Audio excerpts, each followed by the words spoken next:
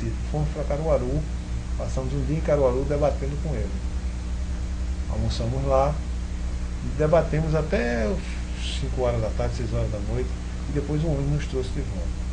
Nós fizemos uma discussão, foi muito produtiva. Ele nos convenceu sobre a importância de nós voltarmos a defendermos o voto válido e a votarmos em figuras progressistas. Ele era candidato então a deputado federal, deputado estadual, mas deputado federal. E nós votássemos não necessariamente nele. Ele disse, não, eu não estou pedindo que vocês votem em mim, quero que vocês votem nos candidatos do MDB. Aí as pessoas se dividiram, votaram em Fernando Lira, votaram em Roberto Freire, votaram em Marcos Freire e outro, cada um tinha sua opção. Nós então nos aglutinamos no grupo do MDB Jovem. A liderança maior no grupo do MDB Jovem era um cara trotskista chamado Sérgio. O Sérgio era um cara mais velho do que nós, muito intelectual, não sei onde ele anda hoje, talvez seja hoje professor universitário. Ele era um cara muito culto e de muito bom senso e de um espírito de liderança muito grande. E ele nos liderou. Ele tinha um dom de liderança natural. E eles nos aglutinavam, reuníamos, e eles...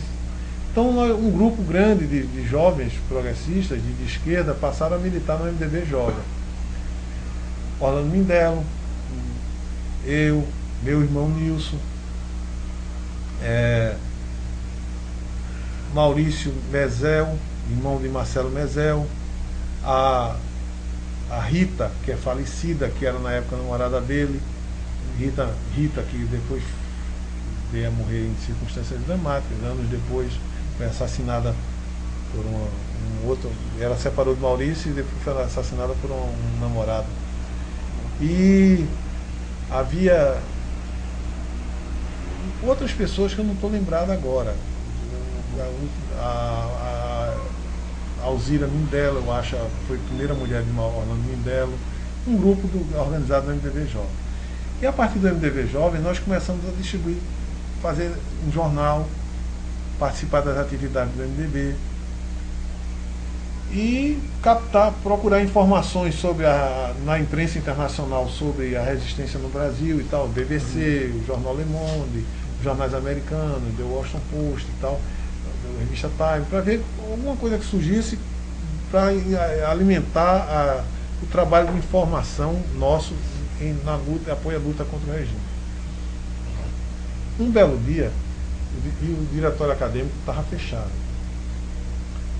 O Diretório Central dos Estudantes foi reaberto em 73 e foi eleito uma chapa de direita. Um belo dia, em 74, eu fiz minha graduação de 70 a 71 bacharelado. 70 a 73. 70, 71, 72, 73. Terminei o bacharelado em Ciências Sociais. Em 74 eu fui fazer a licenciatura. Eu achei que meu futuro ia ser professor mesmo e tal, então eu ia fazer a licenciatura porque o vencimento é maior, né? Então fui fazer, na época fazia na faculdade de Educação. Ficava na rua Nunes Machado, lá na Boa Vista, onde funcionara antes a faculdade, o Instituto de Filosofia, chamado então Faculdade de Filosofia e Ciências Humanas. FAFIP, Faculdade de Filosofia de Pernambuco. Deu origem ao Instituto de Filosofia e Ciências Humanas quando veio aqui para o campus universitário. Mas a Faculdade de Educação funcionava lá e eu fui estudar lá. Um belo dia me procurou um rapaz que, por coincidência, eu havia conhecido, era primo de uma amiga minha, em nome do Armando Samico. Armando Samico, meu pai conhecia ele. Então ele achou que poderia ser um contato, confiou de algum modo em mim e mandou um emissário falar comigo que eu organizasse uma chapa para concorrer ao Diretório Central dos Estudantes, ao Diretório Estudantil, para reabrir o Diretório Estudantil. Eu até hoje suponho, eu nunca conheci pessoalmente Armando Samico. Eu suponho que ele se alinhou com a abertura de Geisel, a reabertura lenta e progressista. E eu fiquei surpreso. Ele vinha me propor que eu articulasse uma chapa para o Diretório do Instituto de Filosofia e Ciências Humanas e para o Diretório Central dos Estudantes. Na verdade, ele não se alinhava com o grupo que dominava o Diretório Central dos Estudantes. E ele queria que a gente se aliasse com uma oposição de direita também lá. Eu fiquei surpreso e eu digo que eu pensei, minha primeira reação foi a seguinte: esse cara quer me manipular, esse cara quer usar a gente, não. Mas depois eu fiquei pensando, eu digo, não, peraí. Aí eu expliquei para ele, olha, o emissário dele, eu não tenho interesse, mas eu estou saindo da universidade, já concluí meu curso no bacharelato, estou concluindo a licenciatura, não vou ficar mais na universidade, não tem, isso era segundo semestre, não tem mais interesse em ser candidato. Não, ele quer que você organize uma chapa, tá? Eu digo, eu vou conversar com o pessoal, meu pessoal. Aí eu me dirigi ao PMDB Jovens e com o pessoal de esquerda do movimento estudantil, o resto do movimento estudantil na universidade, nós conversamos. E o pessoal todo acertou que nós devíamos aproveitar o espaço, lançar a candidatura ao Instituto de Filosofia e Ciências Humanas e lançar a candidatura ao DCE. Nesse caso, fizemos uma composição com o grupo de Armando Samico, o grupo de direita de oposição à direção do Diretório Central dos Estudantes, aos que a direção de então do Diretório Central dos Estudantes. Foi feita essa aliança, derrotamos a direção, entendeu? Vencemos e ganhamos o Instituto de Filosofia, o Diretório Acadêmico do Instituto de Filosofia e Ciências Humanas. Por ironia, depois da minha cassação, o primeiro presidente reeleito foi meu irmão, que era do curso de Geografia, que passou 1 ou 2 anos ou 3 só no Instituto de Filosofia e Ciências Humanas. Depois do curso de Geografia foi para outro centro, outro instituto. Uma ironia, né? Meu irmão então assumiu a presidência do Diretório Acadêmico do Instituto de Filosofia e Ciências Humanas, ele que era de Geografia, o curso de Geografia só temporariamente aqui, e a nossa chapa ganhou, em acordo com a direita do lado de Armando Samico, ganhou a eleição do Diretório Central dos Estudantes. Quem foi o presidente? Eu não lembro agora quem foi o presidente do Diretório Central dos Estudantes. O modelo é 76, 75. Foi a chapa 74 e 75, quando o diretório foi aberto. Eu acho que o Orlando deve ter participado desse processo. Então, o que foi que aconteceu? Durante a gestão, 74 e 75, durante a gestão, houve naturalmente uma divisão da esquerda com a direita. Então nós nos afastamos da direita, rompemos, a gestão ficou dividida. Na eleição seguinte da gestão 75 e 76, nós lançamos uma chapa contra a direita e ganhamos. Entenderam? Quer dizer, foi uma decisão sábia do grupo de tomar devagarinho de volta o DCE. Ganhamos e não perdemos até hoje para a direita. Você lembra quem foi ganhou de 75? Não, rapaz, não lembro não. Não lembro não. Mas isso o Orlando deve saber. 75, 76 eu acho que está num dos seus livros aí, deve ter sido o Orlando. Não, Orlando é 75. 76. Eu acho que é o Orlando já. 74, 75 eu acho que ainda foi alguém da direita, uma coisa assim que tinha presidência, nós tínhamos outros cargos menores e tal. E nós retomamos o diretório, até hoje a esquerda não perdeu. Conheceu lá da engenharia, que era o Jeca, Maurício Jeca. E depois foi da Polop e tal, mas foi um cara ali que articulou muita coisa e foi na eleição de Mindelo que... Faz tanto tempo, né? Faz 30 e tantos anos que você já pagou da mente, algumas pessoas você não viu mais, né? Não encontrou mais. Então eu sei que aí começou o movimento estudantil, retomou a luta contra o regime.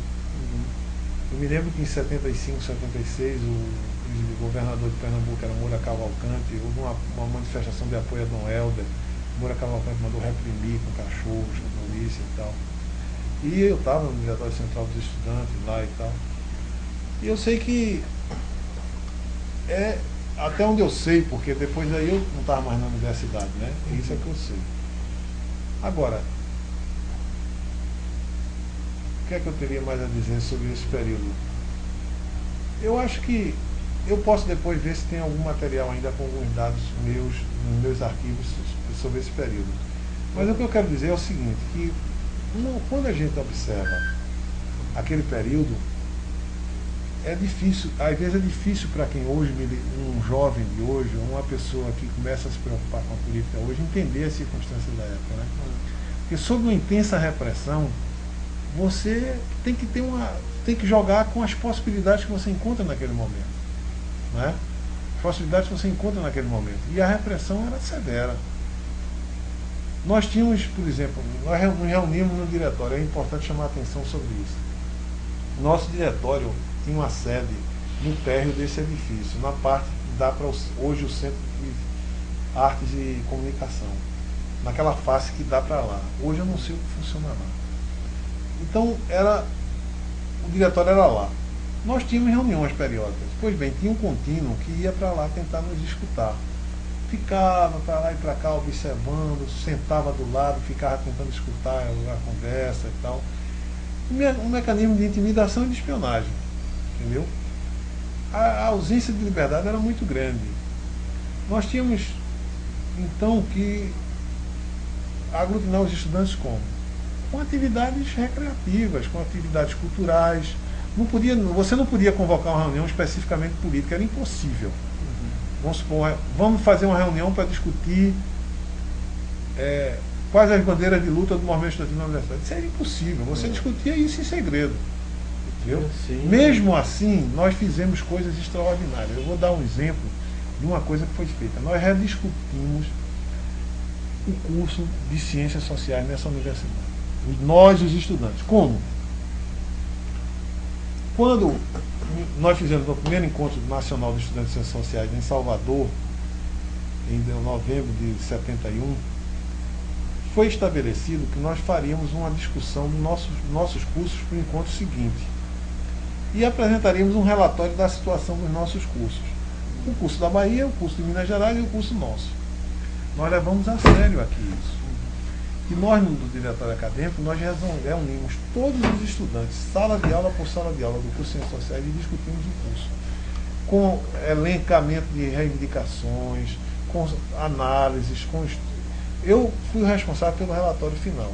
Nós ouvimos. Qual foi o nosso procedimento? Nós ouvimos os estudantes e ouvimos, em especial, com entrevistas especiais, estudantes mais destacados. Um deles, o próprio opositor nosso na época, que era o Gildo Marçal Brandão, que era um estudante conceituado, respeitado, intelectual, qualificado, especial, que nós tínhamos que ouvir. E ele fez uma entrevista conosco, sugeriu um monte de coisa. Nós incorporamos todas essas reivindicações em um documento de 4 ou 5 páginas, nem lembro bem, cuja redação final foi minha. Esse documento, infelizmente, ficou nas mãos da repressão. Nós não salvamos esse documento, porque eu só tinha um exemplar. Só tinha cópias. E veio na minha mala. E quando eu fui preso, a repressão pegou. Nós não tínhamos, cometemos essa besteira de não tirar cópia Xerox, entendeu? E distribuir com outros. Então esse documento nós apresentamos no encontro de Belo Horizonte. Quando nós... Tipo uma tese, tipo uma tese de congresso, não é? Isso. Uma análise do nosso curso e uma defesa de ideias para o nosso curso de reformulações. Ouvimos até professores. E essa discussão foi feita escutando todos os alunos. Sala de aula por sala de aula. Quando nós fomos apresentar no encontro em Belo Horizonte, a imagem que tinha ficado no encontro anterior nosso era que o pessoal de Pernambuco era o pessoal mais fraco, intelectualmente falando, politicamente falando. E que o pessoal de Minas Gerais era o mais avançado politicamente e que o pessoal da Bahia vinha em segundo lugar. A surpresa foi tão grande que nós fomos aplaudidos bons minutos ao final da nossa exposição. As pessoas ficaram extasiadas com o nosso documento, porque os outros tinham se comprometido a apresentar um documento parecido e não fizeram. Nós fizemos.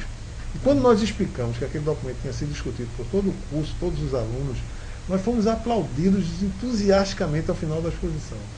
E o pessoal ficou lá entusiasmado, abismado e tal. Poxa, que legal o trabalho de vocês e tal. Infelizmente esse trabalho não pode ter continuidade, né? Agora só uma coisa. Você se lembra em 73, quando o DCE daqui deu o título de Ministro da Juventude a Jarbas Passarinho? E pouca gente tem memória disso. Mas que o Passarinho recebeu, além desse título dos próprios estudantes, por meio do DCE, foi colocado como doutor honoris causa da UFPE em 73. Olha, eu não me lembro se em 73 o DCE estava aberto. É possível que estivesse. Agora, era um pessoal que era de direita. E o pior, era um pessoal complicado, com suspeita de corrupção. Tanto que Armando Samigro ficou contra eles depois. Porque, inclusive,